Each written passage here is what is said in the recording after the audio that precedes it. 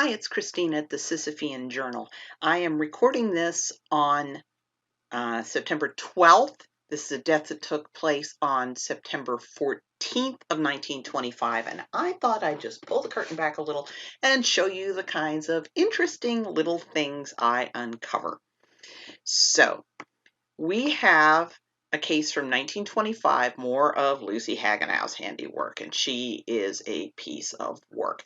Like, share, subscribe. I want to go to Chicago, really look at this woman in depth, and do a book about how she was able to kill so many women and stay out of prison most of the time.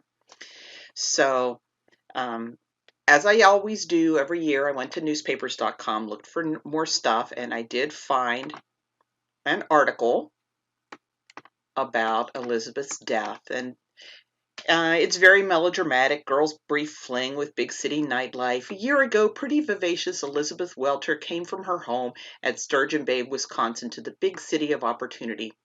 Today, Elizabeth, 18, died at John B. Murphy Hospital, a victim of the wiles of a world to which she was a stranger only a brief 12 months ago. An illegal operation performed about a week before she appeared at the hospital caused her death, according to attending physicians. As a result of her death, Dr. Lucy Hagenow, a midwife, and at the time, they didn't really refer to obstetrics as obstetrics, they referred to it as midwifery, and female obstetricians were often referred to as just midwives, even if they were physicians. As a result of her death, Dr. Lucy Hagenow, a midwife, 301 West North Avenue, was summoned to appear at the inquest tomorrow. The coroner's office learned from Mrs. Alta Vale. And I went, well, wait a minute. According to the information I had from the Homicide in Chicago Interactive Database, a Lawrence Vale, or Valey, V-A-I-L-Y, was identified by the coroner as responsible for the pregnancy, and the coroner recommended his arrest. But I'm looking at this, and it's the coroner's office learned from Mrs. Alta Vale of Miss Welter's brief experience with Chicago's nightlife. Vale. Vale, what is this? This guy's mother, sister, wife? Well, no, not sister, because it's Mrs. Sister-in-law. What's the relation between these two? Elizabeth roomed at 658 Roscoe Street. A week ago, she came to me and said she was very sick. I told her to stay at my home until she was better. Little by little, she told me her story. She had obtained a position as a clerk in a store some months ago. She began going out with a man. This man, she said, was responsible for his condition. She did not even know his name, she told me. So let's hop over to Ancestry and look for a Lawrence Vale who had something happen to him in Chicago in 1925. And I came down here. We've got the 1930 census, and we got two Lawrence Vales.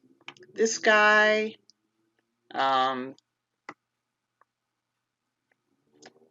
nobody named Alta in that household, but this guy, married, head of household, and there is an Alta May Vale, age 31, living with him.